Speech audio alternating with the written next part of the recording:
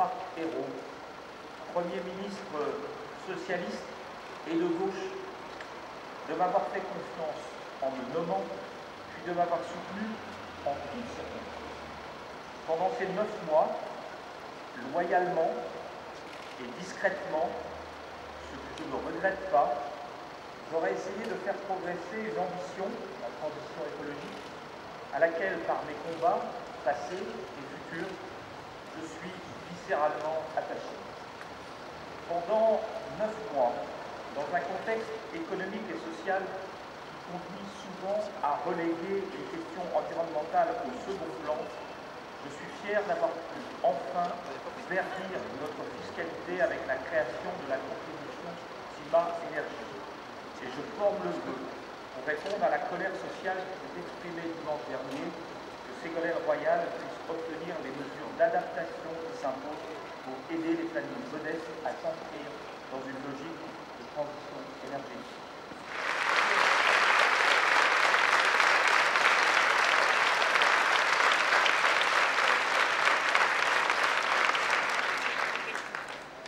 Monsieur le ministre, cher Philippe Martin, ces moments sont toujours un peu, et même profondément émouvants, et c'est la raison pour laquelle je suis particulièrement sensible aux mots aimables que vous avez eus à mon endroit. Je les prends comme un encouragement venant d'un homme de valeur qui s'est donné tout entier à ce ministère pendant ces longs 9 mois. Et ce défi écologique et cet engagement et cette passion pour l'écologie, vous la servez aussi sur le territoire qui nous est cher. Et c'est ce qui nous rapproche, parce que nous sommes l'un comme l'autre des responsables politiques animés par la morale de l'action et qui calculons d'abord les effets de nos actes au service de la population que nous servons. Sachez que je suis heureuse de pouvoir compter sur votre soutien pour les tâches qui m'attendent, sur votre expérience et bien évidemment sur l'ensemble des personnels du ministère que je salue ici. Je suis très honorée d'être chargée de cette mission passionnante et difficile, cette mission de l'écologie qui relie chaque personne dans sa vie quotidienne aux enjeux planétaires. Je le suis au sein de cette équipe gouvernementale de combat pour l'emploi que dirige Manuel Valls. Le développement durable, c'est 3 piliers. C'est d'abord le progrès économique, avec la croissance verte et les nombreux emplois qui vont avec. Les industries vertes, l'éco-construction, les biotechnologies, la chimie verte, les nouveaux matériaux, les transports propres, les véhicules électriques. Et nous voyons dans tout cela, dans cette capacité d'innovation et de production, la formidable capacité de la France de relever les défis dans tous ces domaines. C'est aussi en second lieu du progrès social, du bien-être et du pouvoir d'achat, la sociale écologie, comme vous venez de le dire. Je pense à l'alimentation, à la propreté de l'eau, à la protection de la santé par rapport à la pollution de l'air, bref, tout ce qui fait la dignité de la personne humaine. C'est du pouvoir d'achat avec les économies d'énergie, le transport propre, les logements à énergie passive qui permet la baisse des charges. C'est en effet la sociale écologie, je le répète.